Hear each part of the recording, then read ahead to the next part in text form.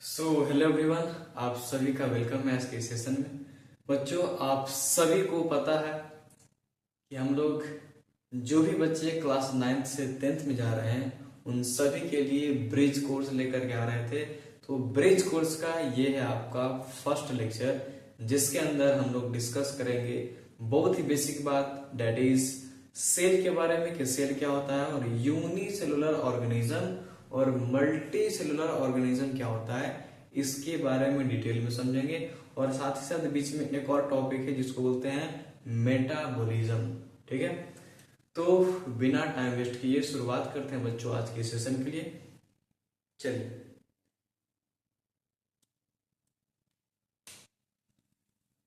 समझिएगा।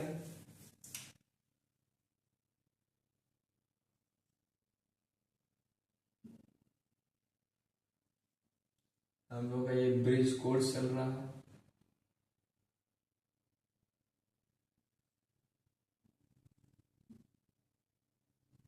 ठीक है, कोई दिक्कत नहीं है। चलिए, अगर हम आपसे बात पूछ ले कि सेल क्या होता है, सेल किसको बोलते हैं, व्हाट इज सेल, तो क्लास 9th में आप सभी लोग पढ़ कर गए हैं सेल इज द बेसिक या फिर fundamental structural and functional unit of life. ठीक है बच्चों, तो लिख सकते हैं हम लोग it is the fundamental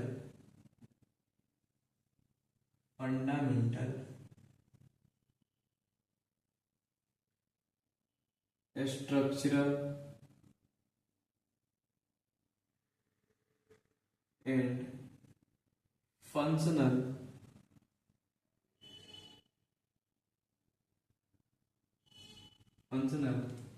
unit of life। इसको हम क्या बोल रहे हैं, सेल बोल रहे हैं। थोड़ा सा धीरज रखिए। अभी इस डेफिनेशन को अंदर हम लोग जाकर के देखेंगे और एक एक वर्ड समझेंगे। अगर आपसे सवाल ये पूछा जाए, ये बताइए सेल को बेसिक फंडामेंटल स्ट्रक्चरल और फंक्शनल यूनिट ऑफ लाइफ क्यों बोलते हैं, तो इसके पीछे का रीजन हम लोग समझते हैं। तो सबसे पहले इसको समझने के लिए एक बेसिक सा टॉपिक है जिसको बोलते हैं लेवल ऑफ ऑर्गेनाइजेशन। ठीक है, तो लिख लेते हैं यहां पर लेवल ऑफ ऑर्गेनाइजेशन।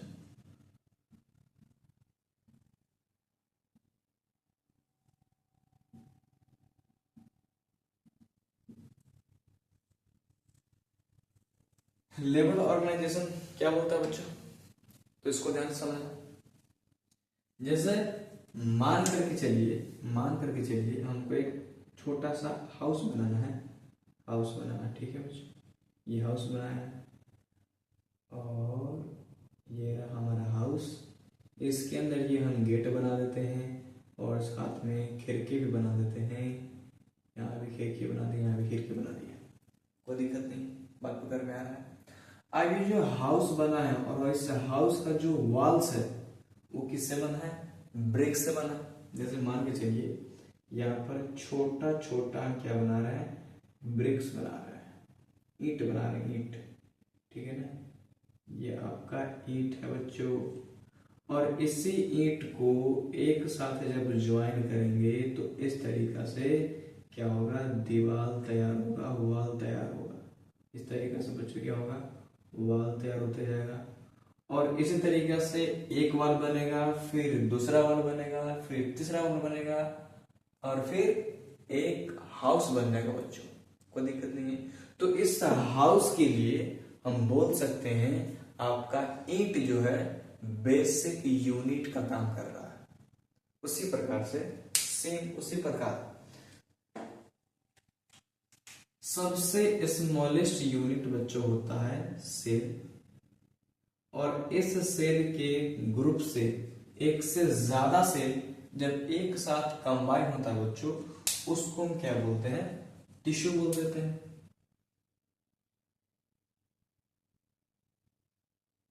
और एक से ज्यादा टिश्यू यानी कि ग्रुप ऑफ टिश्यू एक साथ जब कंबाइन होता है बच्चों, उसको बोल देते हैं क्या, ऑर्गन बोल देते हैं।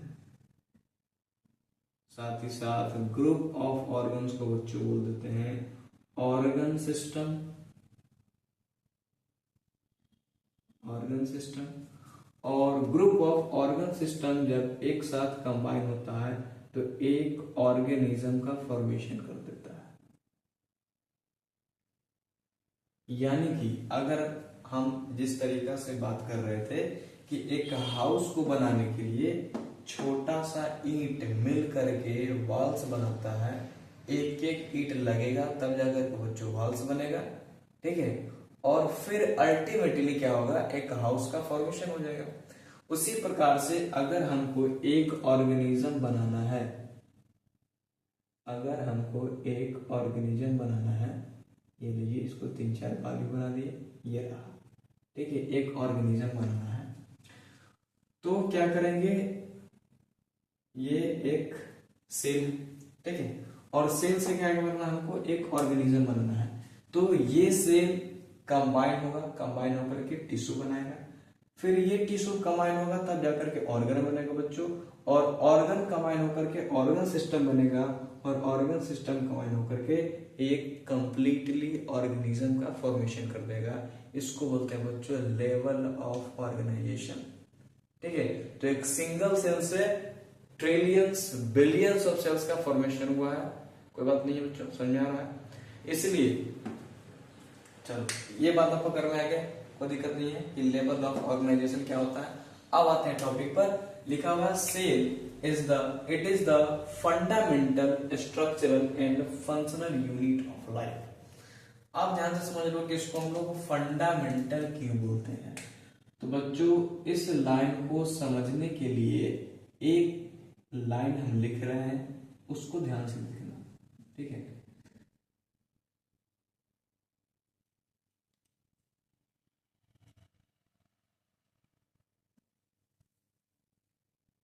देखते हैं, less than a complete cell is not independently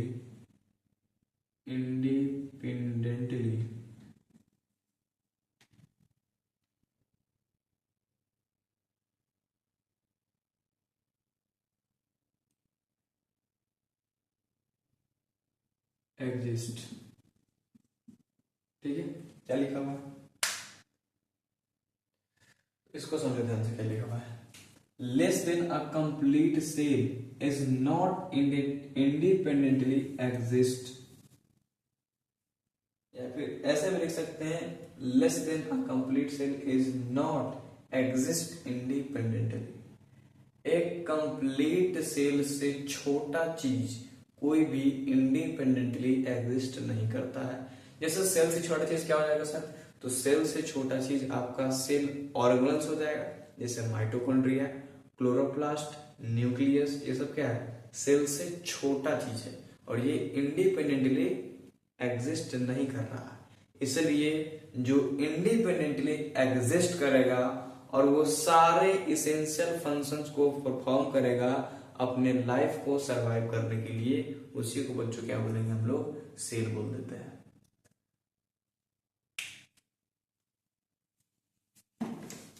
अगला बात को समझना, जैसे हम ये बोल रहे हैं, मान के चलिए यहां पर एक अमीबा है। अब सभी को पता है कि अमीबा एक यूनिसेलुलर ऑर्गेनिज्म है, ये आपका अमीबा है, ठीक है, कोई दिक्कत नहीं है। और अमीबा, सबसे पहला बात ये समझ लीजिए कि ये यूनिसेलुलर ऑर्गेनिज्म है, यानी कि अमीबा के अंदर सिर्फ और सिर्फ एक ही सेल पाया जाता है। पहला बात ये क्लियर हो गया। दूसरा बात, अमीबा वो सारा फंक्शन परफॉर्म करता है अपने लाइफ को जीवित रखने के लिए जो ह्यूमन बींग्स में बिलियंस ऑफ सेल्स मिलकर के करता है। फिर से इस लाइन को ध्यान से सुनना, अमीबा अपने जीवन को सरवाइव करने के लिए वो सारा इसेंशियल फंक्शन को परफॉर्म करता है जो कि ट्रिलियंस या फिर billions of cells human beings के अंदर करता है। बात पकड़ में आ रहा है, कोई दिक्कत नहीं है, ठीक है। तो इसीलिए बच्चों सेल को हम क्या बोले हैं, फंडामेंटल यूनिट ऑफ लाइफ। और इसी फंडामेंटल यूनिट ऑफ लाइफ की वजह से एक ह्यूमन बींग्स का ढांचा तैयार होता है, स्ट्रक्चर तैयार होता है। इसीलिए सेल को हम लोग स्ट्रक्चरल यूनिट ऑफ लाइफ भी बोल देते हैं। यही सेल मिल करके एक ढांचा और स्ट्रक्चर तैयार कर रहा है, तब जाकर के एक ऑर्गेनिज्म का फॉर्मेशन हो रहा है। इसीलिए इसको क्या बोलते हैं, स्ट्रक्चरल यूनिट ऑफ लाइफ। कोई दिक्कत नहीं है, ये दो बात पूरा क्लियर है कि फंडामेंटल और स्ट्रक्चरल यूनिट ऑफ लाइफ क्यों बोलते हैं। अगला टर्म है जिसको हम लोग फंक्शनल यूनिट ऑफ लाइफ क्यों बोलते हैं। तो इस बात को ध्यान से समझना।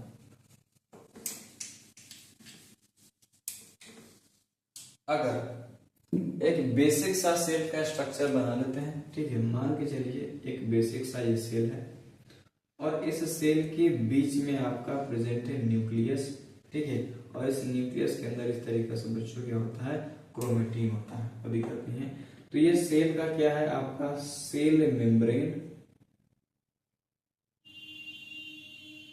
सेल मेम्ब्रेन है बच्चों, जिसको हम लोग प्लाज्मा मेम्ब्रेन के नाम से भी जानते हैं, ठीक है ना, प्लाज्मा मेम्ब्रेन के नाम से भी जानते हैं, कोई दिक्कत नहीं है। इस वाला रीजन को बोलते हैं बच्चों साइटोप्लाज्म, साइटोप्लाज्म बोल देते हैं। और ये आपका क्या बना है बच्चों, हम लोग न्यूक्लियस बना है, ठीक है। तो ध्यान से समझना, न्यूक्लियस को हम लोग बोलते हैं कंट्रोलिंग सेंटर या फिर ब्रेन ऑफ द सेल बोल देते हैं। सिंपल बात लिख देते हैं, इसको बोल देते हैं बच्चों ब्रेन ऑफ द सेल, ठीक है, क्योंकि न्यूक्लियस सेल का हर एक फंक्शन को कंट्रोल करने का काम करता है। डन है। यहां जो दिख रहा है आपको, ये जो स्पेस दिख रहा है, इस स्पेस को क्या बोलते हैं, साइटोप्लाज्म बोलते हैं। तो साइटोप्लाज्म ही वो मेन एरिया है जिसके अंदर हमारे बॉडी में या फिर सेल में जितना भी केमिकल रिएक्शन परफॉर्म होता है, सभी के सभी रिएक्शन इसी साइटोप्लाज्म के अंदर होता है। और उसी केमिकल रिएक्शन के वजह से सेल लिविंग स्टेट में होता है, कोई दिक्कत नहीं है। हम किस केमिकल रिएक्शन के बारे में बात कर रहे हैं, किस केमिकल रिएक्शन के बारे में बात कर रहे हैं, जो एंजाइम की वजह से होता है, ठीक है, कोई दिक्कत नहीं, बात समझ में आ रहा। तो हमारे बॉडी में जो भी केमिकल रिएक्शन होता है वो सभी के सभी इसी साइटोप्लाज्म के अंदर होता है। उस केमिकल रिएक्शन का एक टर्म है जिसको बोलते हैं मेटाबॉलिज्म, ठीक है। तो यहां पर लिख देते हैं मेटाबॉलिज्म, मेटाबॉलिज्म occurs here, ठीक है। और इसी की वजह से क्या होता है, सेल क्या होता है, लिविंग स्टेट में होता है।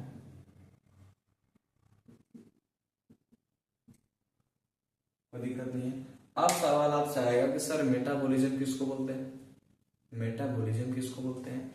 तो बच्चों हमारे बॉडी में जो भी केमिकल रिएक्शन हो रहा होता है, उस सभी केमिकल रिएक्शन का एक टोटल सम को बोलते हैं मेटाबॉलिज्म। ध्यान से समझना, हमारे बॉडी में जो भी केमिकल रिएक्शन हो रहा होता है, उन सभी केमिकल रिएक्शन के सम को बोलते हैं मेटाबॉलिज्म, ठीक है, कोई दिक्कत नहीं।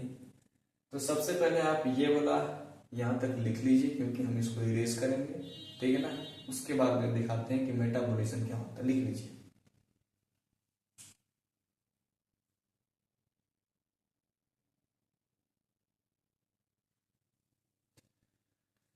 चलिए कोई दिक्कत नहीं है, यहां तक बात पूरा क्लियर है, आप लिख लें। अब इसको हम थोड़ा सा मिटा देते हैं, लेवल ऑफ ऑर्गेनाइजेशन टॉपिक को।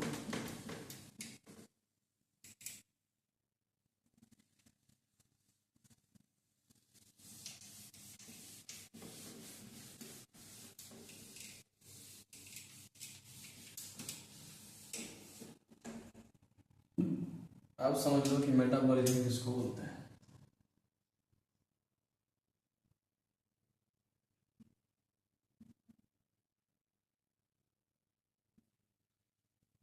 तो मेटाबॉलिज्म के बारे में चर्चा करें तो इसको हम लिख सकते हैं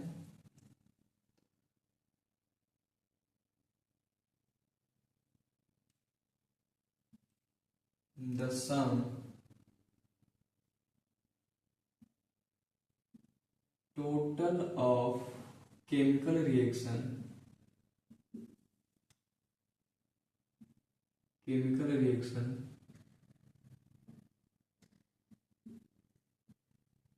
occurring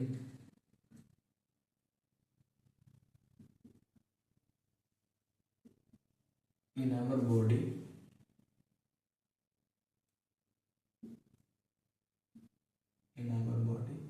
is called metabolism।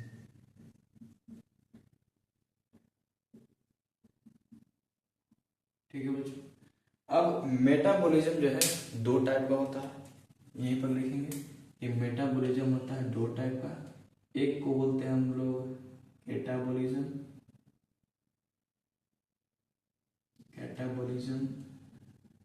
ठीक है, और दूसरा होता है हमारा एनाबॉलिज्म।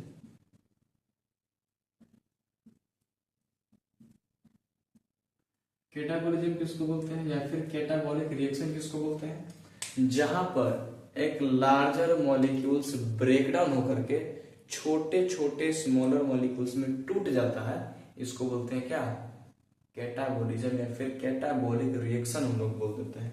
तो यहाँ पर बना देते हैं एक लार्जर मॉलिक्यूल्स है, ठीक है, ये आपका क्या है लार्ज मॉलिक्यूल्स, इसको एच मत समझ जाना। ये आपका है लार्ज मॉलिक्यूल्स,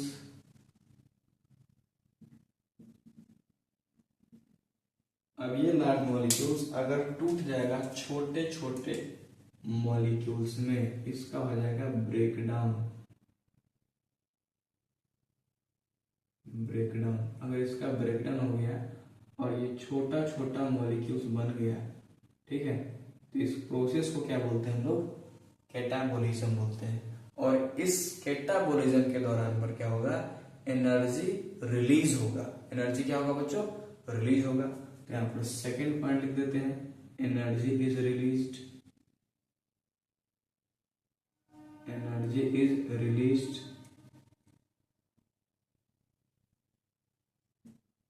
ठीक है, कोई दिक्कत नहीं है। चलो एनाबॉलिज्म में सेम इसका जस्ट उल्टा वाला प्रोसेस है कि छोटा छोटा मॉलिक्यूल्स एक साथ कंबाइन होकर के एक बड़ा मॉलिक्यूल्स बना लेगा। ये आपका क्या है, स्मॉल मॉलिक्यूल्स है, और ये मिल करके क्या बना लेगा, एक लार्जर मॉलिक्यूल्स बना लेगा। इसी प्रोसेस को क्या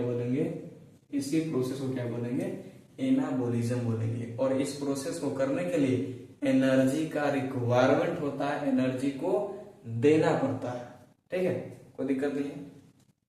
तो यहां पर क्या होता है बच्चों, एनर्जी इज यूज्ड, ठीक है, तो इसमें एनर्जी देना पड़ता है और इसमें एनर्जी निकलता है, ठीक है। आगे जाकर के पढ़ोगे एंडोथर्मिक रिएक्शन और एक्सोथर्मिक रिएक्शन। जहां पे एनर्जी रिलीज होती है उसको बोलते हैं एक्सोथर्मिक, और जहां पर एनर्जी देना पड़ता है उसको बोलते हैं एंडोथर्मिक, ठीक है, बात डन है। तो आई थिंक मेटाबॉलिज्म क्या होता है, कैटाबॉलिज्म और एनाबॉलिज्म बढ़िया से समझ में आ गया होगा। अब हमारा एक टॉपिक और बचता है जिसको बोलते हैं हम लोग type of cell on the basis of number of cells, ठीक है, या फिर लिविंग ऑर्गेनिज्म का हम लोग टाइप करेंगे on the basis of number of cells. चलो इसको मिटा देते हैं।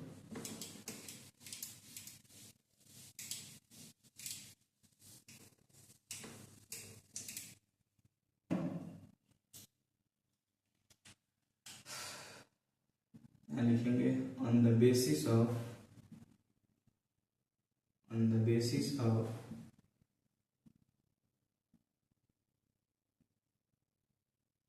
नंबर ऑफ सेल्स ऑर्गेनिज्म बच्चों दो प्रकार के होता है। पहला होता है बच्चों यूनिसेलुलर ऑर्गेनिज्म, यूनिसेलुलर ऑर्गेनिज्म,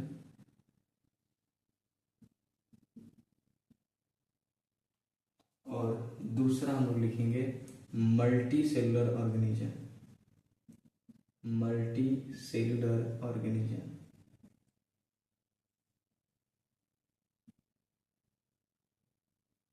ठीक है, कोई दिक्कत नहीं है। अब इस जो टर्म दिया गया है यूनिसेलुलर एंड मल्टी सेलुलर, इस टर्म को डिकोड करने का कोशिश करते हैं।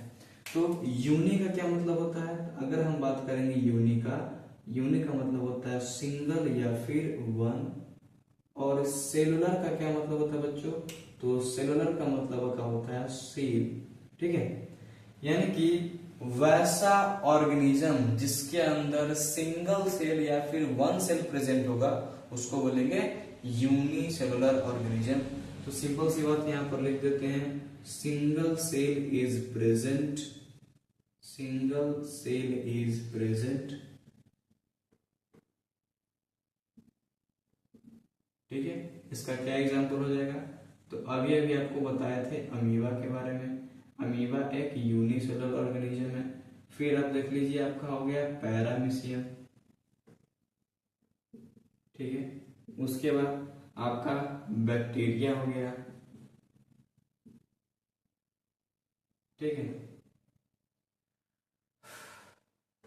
क्लेमाइडोमोनास,